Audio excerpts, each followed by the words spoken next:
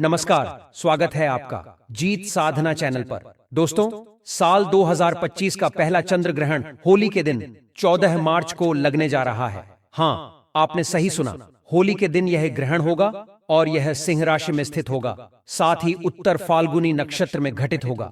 होली के दिन लगने वाला चंद्र ग्रहण बहुत ही शक्तिशाली माना जाता है और इसके प्रभाव 50 गुना अधिक होते हैं, चाहे वह शुभ हो या अशुभ। इसके प्रभाव मानव जीवन पर साफ साफ दिखाई देते हैं। अब सवाल यह उठता है कि होली कैसे मनाई जाएगी? क्या हमें होली मनाने से बचना चाहिए और क्या अगले दिन होली मनानी होगी? इस वीडियो में मैं आपके सभी संदेहों का समाधान करूंगा। साथ ही आपको बताऊंगा कि किस राशि की किस्मत चमकेगी, कौन सी राशि समृद्ध होगी और किसे कष्ट का सामना करना पड़ेगा। सर्वप्रथम आइए जानते हैं कि यह चंद्र ग्रहण भारत में दिखाई देगा या नहीं। ध्यान से सुने, यह ग्रहण 14 मार्च 2025 को फाल्गुन शुक्ल पूर्णिमा के दिन लगेगा। इसका प्रारंभ सुबह 10:04 पर होगा और समाप्ति दोपहर 2:18 पर होगी, यानी इसका कुल समय 3 घंटे 37 मिनट होगा। इस समय के दौरान यह चंद्र ग्रहण भारत में भी प्रभाव डालेगा और इसके कुप्रभाव पूरे देश में महसूस होंगे। यह चंद्र ग्रहण अमेरिका, जापान, रूस, आयरलैंड, इंग्लैंड, स्पेन, पुर्तगाल जैसी विदेशी देशों में भी आसानी से देखा जा सकता है। इस ग्रहण के कुप्रभावों से बचने के लिए हमने वीडियो में कई उपाय बताए हैं। ग्रहण के दौरान किए गए उपायों का असर 100% होता है, इसलिए इन उपायों को जरूर अपनाएं।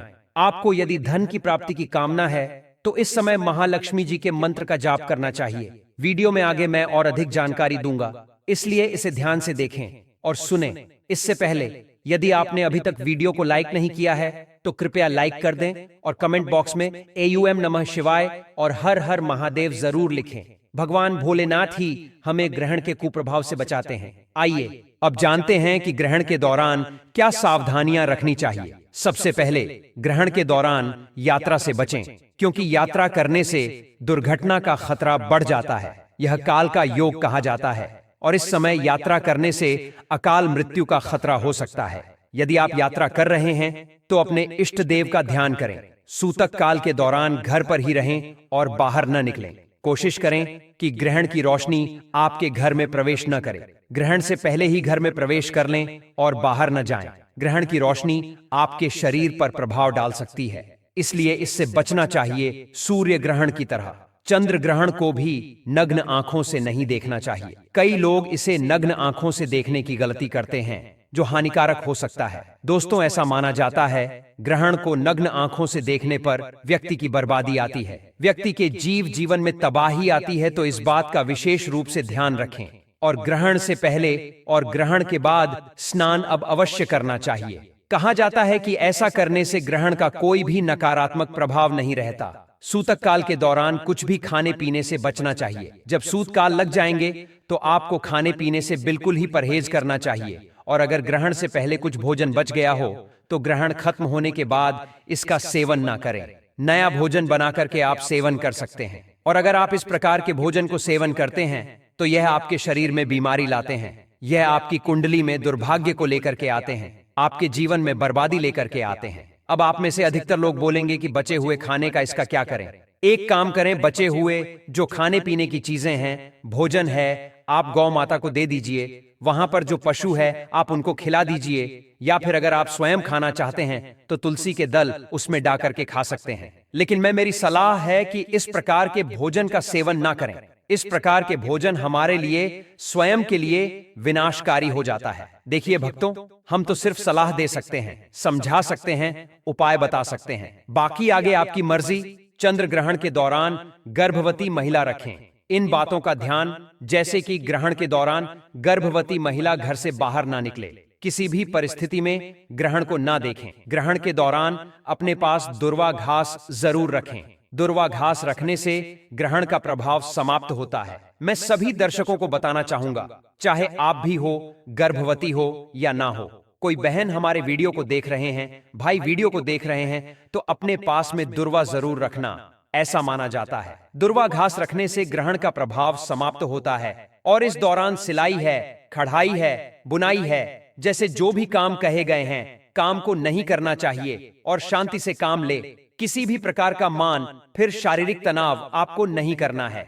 आइए इस वीडियो में जानते हैं चंद्र ग्रहण के कुछ सरल उपाय जिससे आप ग्रहण के कुप्रभाव से बच सकते हैं। तो चंद्र ग्रहण के दौरान पूजा और भगवान का ध्यान से सुनना। चंद्र ग्रहण के दौरान आपको पूजन तो नहीं करना है, लेकिन भगवान का आपको ध्यान जरूर करना है। जो भी आपकी इष्ट देव, आप उनका ध्यान कर सकते हैं। चंद्र ग्रहण के दौरान कुछ भी खाने पीने से आपको बचना चाहिए, कुछ भी बिल्कुल ही मत खाना। और चंद्र ग्रहण के बाद स्नान और दान का काफी खास महत्व है। मान्यता है कि चंद्र ग्रहण के दिन गंगा नदी में स्नान करने के बाद अगर दान करते हैं तो काफी ज्यादा शुभ माना जाता है। अगर गंगा नदी नहीं है तो जो ग्रहण से पहले नहाने की परंपरा है और ग्रहण के बाद नहाने की परंपरा है। हमारे शास्त्रों में तो एक काम करना, ग्रहण के बाद या फिर ग्रहण के पहले नहाने तो 2 से 4 बूंद गंगा जल की आपको डाल देना। इसके बाद आप जो है नहा सकते हैं। गंगा नदी में स्नान करने का ही आपको पुण्य प्राप्त होगा। आइए इस वीडियो में जानते हैं चंद्र ग्रहण का 12 राशि पर क्या प्रभाव पड़ेगा और इससे बचने के सरल उपाय भी वीडियो में जानेंगे।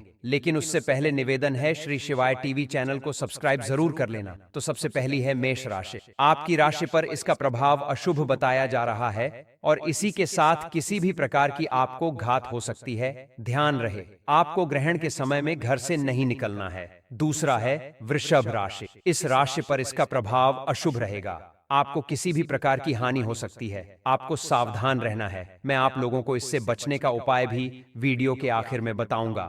मिथुन राशि। आपकी राशि पर यह चंद्र ग्रहण लाभकारी है, आपको किसी भी प्रकार का लाभ हो सकता है। कर्क राशि। आपकी राशि पर यह चंद्र ग्रहण सुखकारी है, धन यात्रा या अन्य प्रकार का आपको सुख मिल सकते हैं। और यह जो कर्क राशि वाले के लिए जो ग्रहण है बहुत ही शुभकारी कहे गए हैं। आपको बहुत ही ज्यादा लाभ मिलेंगे, किसी न किसी माध्यम से आपको लाभ मिलना शुरू हो जाएंगे। सिंह राशि। आपकी राशि पर यह ग्रहण अशुभ है, मान सम्मान को क्षति पहुंचा सकती है, इसलिए आपको को कम बोलने की भी सलाह दी जाती है। मान हानि होने की पूर्ण रूप से संभावना है। जितने भी राशि के जातक हैं ऐसे लोग विशेष रूप से ध्यान रखें। ग्रहण के बाद आपको बिल्कुल ही वाद विवाद से बचना और कम आपको बोलना है। कन्या राशि। आपकी राशि पर यह चंद्र ग्रहण अशुभ है। चंद्र ग्रहण के दौरान आपको कई प्रकार के कष्ट हो सकते हैं जो कि बेहद कष्टकारी और मृत्यु तुल्य हो सकते हैं। इसलिए यदि आप इन कष्टों से बचना चाहते हैं तो आपको भगवान शंकर जी का ध्यान करना चाहिए। इस वीडियो के अंत में मैं आपको कुछ आसान उपाय भी बताऊंगा जिनसे आप इन कष्टों से बच सकते हैं। सबसे पहले अगर हम बात करें तुला राशि के बारे में, तो आपकी राशि पर यह चंद्र ग्रहण अशुभ प्रभाव डाल रहा है। इसके कारण आपको स्त्री संबंधी समस्याओं का सामना हो सकता है। इसीलिए जितने भी कार्य या व्यवहार स्त्री के संदर्भ में आपके लिए अप्रिय हो सकते हैं उनसे आपको बचना चाहिए। इसके विपरीत वृश्चिक राशि वालों के लिए यह ग्रहण शुभ संकेत दे रहा है। यह चंद्र ग्रहण आपके लिए सुख और लाभ का कारण बनेगा। वृश्चिक राशि वालों को इस ग्रहण के दौरान कोई भी परेशानी नहीं होगी, बल्कि किसी न किसी माध्यम से उन्हें लाभ प्राप्त होगा। अब बात करते हैं धनु राशि के बारे में। तो आपके लिए यह ग्रहण अशुभ है और यह किसी प्रकार की चिंता और मानसिक तनाव का कारण बन सकता है। इसलिए धनु राशि के जातकों को ग्रहण के कुप्रभाव से बचने के लिए भगवान हनुमान जी की पूजा करनी चाहिए। हनुमान जी के मंत्रों का जाप आपके लिए बेहद लाभकारी हो सकता है। मकर राशि वालों के लिए भी यह ग्रहण शुभ संकेत नहीं दे रहा है, क्योंकि इससे आपके सामने किसी प्रकार की कठिनाइयां आ सकती हैं। आपको इस समय किसी न किसी प्रकार के व्यवधान या परेशानी का सामना करना पड़ सकता है। अब हम बात करते हैं कुंभ राशि की। तो आपके लिए यह ग्रहण शुभ फल देने वाला है। यह समय आपके लिए धन प्राप्ति का सबसे अच्छा समय साबित हो सकता है। अगर आप कुंभ राशि के हैं तो इस ग्रहण का प्रभाव आपके लिए सकारात्मक होगा।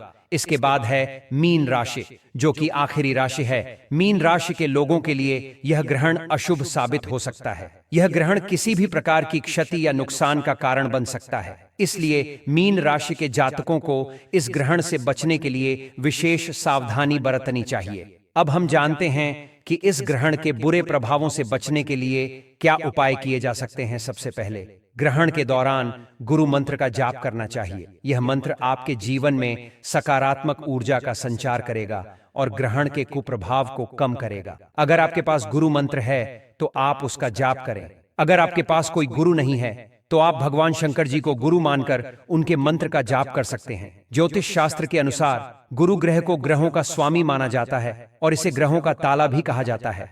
यदि गुरु ग्रह मजबूत होता है तो व्यक्ति को किसी भी प्रकार की हानि का सामना नहीं करना पड़ता। गुरु ग्रह की ऊर्जा को मजबूत करने के लिए ओम ग्राम ग्रीम ग्रम सह गुरुवे नमः मंत्र का जाप करना चाहिए। जितना अधिक आप इस मंत्र का जाप करेंगे उतना ही अधिक आपको इसके लाभ प्राप्त होंगे। इसके अलावा ग्रहण के दौरान महामृत्युंजय मंत्र का जाप भी करना चाहिए, क्योंकि यह मंत्र विशेष रूप से ग्रहण के प्रभाव को समाप्त करने में सहायक होता है। इस दौरान आप अपने मुंह में तुलसी का पत्ता भी रख सकते हैं, क्योंकि तुलसी माता को पवित्र माना जाता है और यह नकारात्मक शक्तियों को दूर करता है। ग्रहण के दौरान स्नान करना भी आवश्यक होता है, क्योंकि इससे आपके शरीर और मन की शुद्धि होती है। शास्त्रों के अनुसार ग्रहण के पहले और बाद में स्नान करने से ग्रहण के कुप्रभावों से बचा जा सकता है।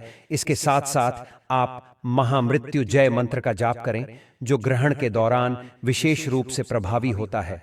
यदि आपके पास गायत्री मंत्र है तो उसका जाप भी किया जा सकता है, क्योंकि यह मंत्र भी ग्रहण के प्रभाव को कम करता है। अब एक महत्वपूर्ण बात है कि ग्रहण के समय सोना नहीं चाहिए। ऐसा माना जाता है कि जो लोग ग्रहण के समय सोते हैं वे भविष्य में गंभीर बीमारियों का शिकार हो सकते हैं, जैसे कि कैंसर या टीबी जैसी खतरनाक बीमारियां। इसलिए ग्रहण के समय सोने से बचना चाहिए। अगर आपको सोना ही है तो भगवान के मंत्रों का ध्यान करके सोना चाहिए। अगर आपको लगता है कि ग्रहण का प्रभाव आपके जीवन में हानि पहुंचा सकता है तो एक और उपाय है, आपको अपने शरीर से 7 बार चावल लेना है और उन्हें अपने शरीर से उतारकर बहते हुए जल में बहा देना है। इससे भी ग्रहण के कुप्रभाव समाप्त हो जाते हैं। दिन भर जब तक ग्रहण का समय चलता है आपको मुंह में तुलसी का पत्ता रखना चाहिए, लेकिन तुलसी के पत्ते को तोड़ने से पहले उसे स्पर्श नहीं करना चाहिए, क्योंकि तुलसी के पत्ते को स्पर्श करने से पाप लग सकते हैं। आप एक दिन पहले तुलसी के पत्ते तोड़कर रख सकते हैं और फिर उनका इस्तेमाल कर सकते हैं। अंत में मैं यही कहूंगा कि यह वीडियो आपके जीवन में शुभ फल और मंगलमय परिणाम लाए। अगर आपको यह जानकारी उपयोगी लगी तो कृपया इसे दूसरों के साथ शेयर करें। यह जानकारी किसी के जीवन में परिवर्तन ला सकती है और किसी को अनजाने में होने वाले कष्ट से बचा सकती है। धन्यवाद।